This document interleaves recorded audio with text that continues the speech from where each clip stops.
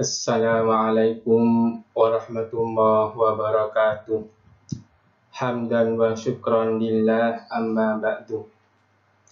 Siswa-siswi UPT SMP Negeri 7 Gresik yang saya cintai, nama saya Manal Amil sebagai guru PAI JSMPN 7 Gresik, khususnya kelas 9. Semoga kita semua diberi kesehatan lahir batin oleh Allah Subhanahu wa Ta'ala. Pembelajaran pada pagi hari ini akan membahas tentang iman kepada hari kiamat. Kalian buka dan pelajari buku pelajaran PAI kelas 9 bab pertama dari halaman 1 sampai halaman 15. Sebelum pembelajaran dimulai, jangan lupa kita berdoa terlebih dahulu. Semoga kita semua diberi ilmu yang manfaat dan barakah. Amin amin ya rabbal alamin.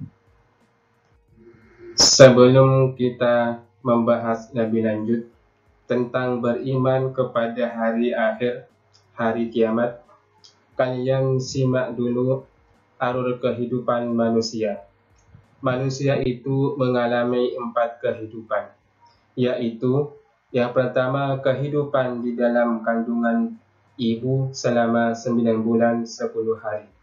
Yang kedua, kehidupan di dunia yang meliputi 4 fase, yaitu bayi, anak-anak, tumbuh dewasa, kemudian lanjut usia menjadi kakek-kakek. Yang ketiga, kehidupan dalam kubur, yaitu manusia akan mati dan dimasukkan ke dalam kubur atau liang lahat yang dikenal dengan alam barzakh. Sedangkan yang keempat, kehidupan di akhirat yang kekal abadi selama-lamanya. Sekarang kita mulai mempelajari hari kiamat. Kiamat, apa itu kiamat? Terus bukti di dalam Al-Qur'annya mana?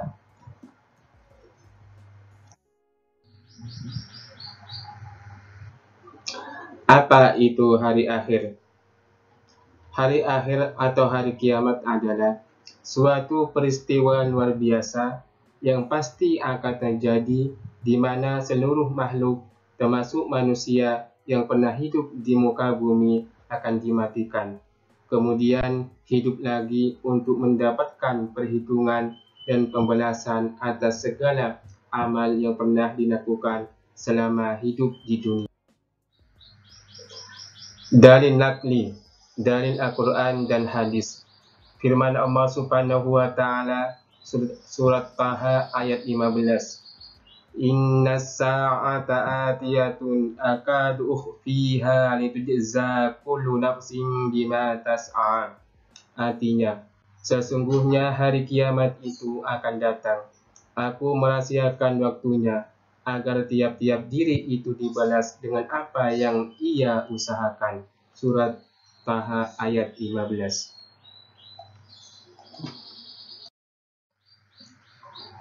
Kebenaran datangnya kiamat. Surat Al-Hajj ayat 7. Wa anna sa'ata atiyatun la raiba fiha wa anna Allaha yab'atsu man fil qubur. Sesungguhnya hari kiamat itu pastilah datang. Tidak ada keraguan padanya, dan bahwasanya Allah membangkitkan semua orang di dalam kubur. Iman kepada hari kiamat itu merupakan rukun iman yang kelima. Beriman kepada hari kiamat merupakan ciri dari orang mukmin dan muttaqin, orang-orang yang bertakwa.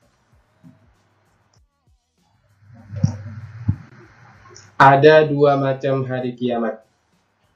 Hari kiamat itu dibagi dua.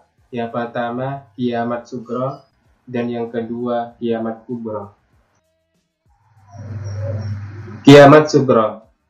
Kiamat sugro atau kiamat kecil merupakan kehancuran, kematian, atau berakhirnya kehidupan setiap makhluk yang bernyawa.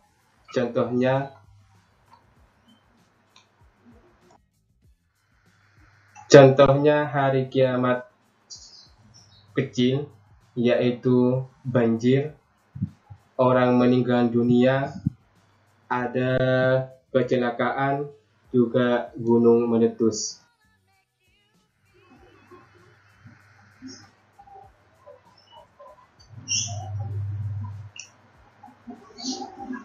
Kullu nafsin za'iqatul maut, summa ilaina turja'un. Surat Al-Ankabut ayat 57.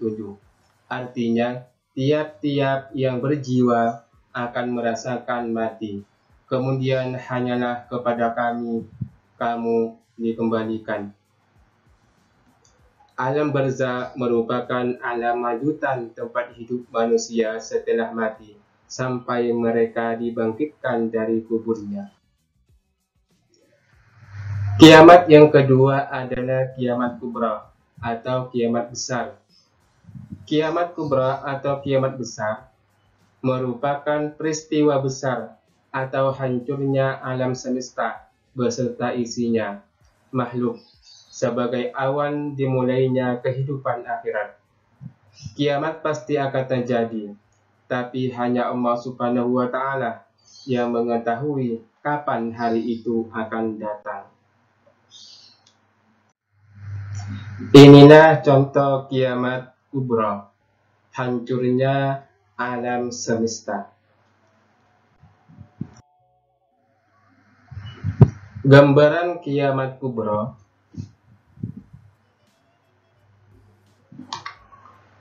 Pada hari itu, manusia seperti alai-alai yang bertebaran, dan gunung-gunung seperti bulu-bulu yang dihambur-hamburkan. Surat Al-Qari'ah ayat 4-5.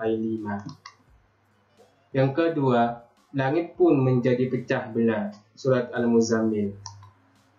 Dan yang ketiga, dan ditiupkan sangkakala, maka matilah siapa yang di langit dan di bumi, kecuali siapa yang dikehendaki Allah. Kemudian ditiup sangkakala itu sekali lagi, maka tiba-tiba mereka berdiri menunggu keputusan masing-masing. Surat Az-Zumar ayat 16.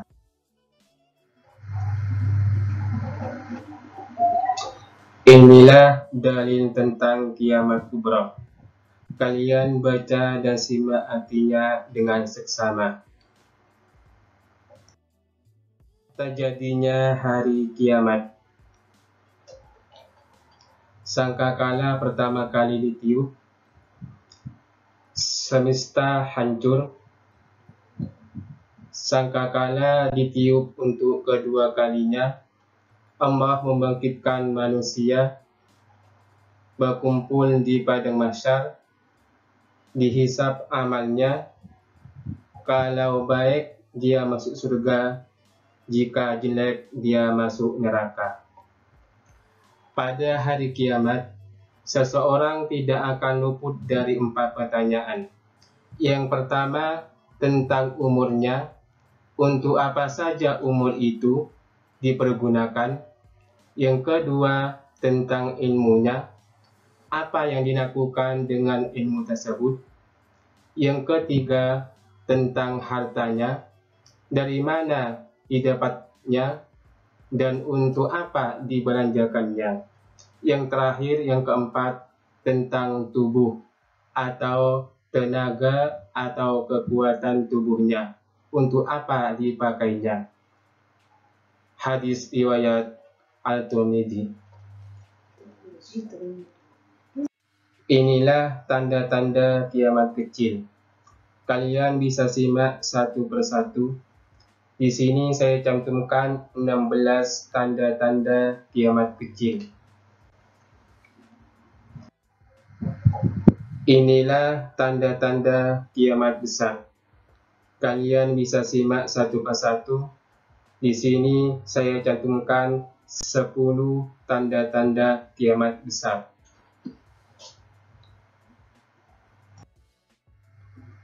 Hadis Nabi Sallallahu Alaihi Wasallam tentang tanda besar kiamat. Sabda Rasulullah Sallallahu Alaihi Wasallam, keluarnya asap tebal, munculnya Dajjal, munculnya binatang melata di bumi, terbitnya matahari dari tempat terbenamnya, turunnya Isa bin Maryam, keluarnya Ya'juj dan Ma'juj, berlakunya 3 gempa bumi di timur, di barat, di semenanjung tanah Arab, dan terakhirnya keluar api dari Yaman yang akan mengusir manusia ke padang mahsyar. Hadis riwayat Imam Muslim. Alur kehidupan manusia. Kita hidup di dunia. Setelah mati, kita memasuki alam barzakh. Setelah kita mati, setelah kiamat terjadi, kita akan memasuki yaumul ba'ats, hari kebangkitan manusia dari alam kubur, dan akan digiring ke padang mahsyar, dan akan dihisab amalnya, dan akan ditimbang amal perbuatannya. Jika berat amal baiknya akan dimasukkan ke dalam surga, dan jika berat amal buruknya akan dimasukkan ke dalam neraka. Nama-nama hari kiamat.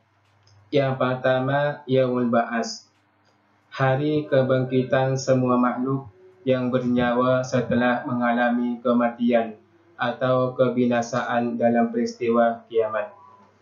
Yang kedua, Yaumul Mahsyar, hari di mana semua manusia akan berkumpul pada suatu tempat yang sangat luas untuk diberi keputusan oleh Allah Subhanahu wa Ta'ala mengenai amalan-amalan yang dikerjakan selama hidupnya. Hari perhitungan atas segala amal manusia selama hidup di dunia. Sedangkan yang keempat, Yaumul Mizan.